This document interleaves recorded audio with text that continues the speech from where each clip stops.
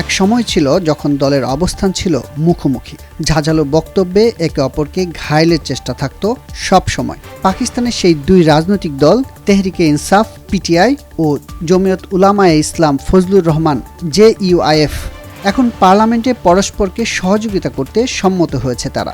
জিও নিউজের প্রতিবেদনে বলা হয়, পাকিস্তান পার্লামেন্টে নিম্নকক্ষ জাতীয় পরিষদ ও উচ্চকক্ষ সিনেটে পরস্পরকে সহযোগিতা করবে দল দুটি।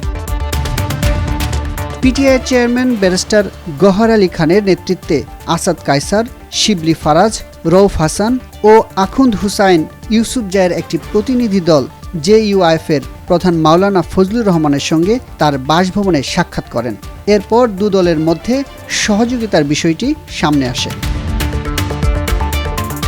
পাকিস্তানের সাবেক প্রধানমন্ত্রী ইমরান খান প্রতিষ্ঠিত পিটিআই ও মাওলানা ফজলুর রহমান গঠিত JUIF ঐতিহ্যগতভাবে চিরপ্রতিদ্বন্দ্বী। তবে চলতি বছরের 8 ফেব্রুয়ারি অনুষ্ঠিত দেশটির জাতীয় নির্বাচনের পর থেকেই নির্বাচনের ফলাফল কারসাজি ও অনিয়মের অভিযোগ নিয়ে উভয় দলের মধ্যে একটি সাধারণ ঐক্যমত ছিল।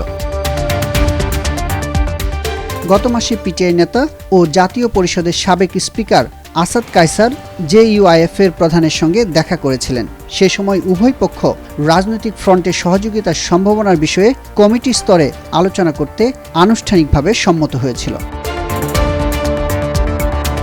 এ বিষয়ে একটি সূত্র জিও নিউজকে জানিয়েছে, পিটিআই ও মাওলানা ফজলুর রহমানের দলের সঙ্গে আলোচনার জন্য 5 সদস্যের একটি দল গঠন করা হয়েছে, যেখানে চেয়ারম্যান গওহর, কায়সার, হাসান ফারাজ ও নেতা ওমর আইয়ুব আছেন।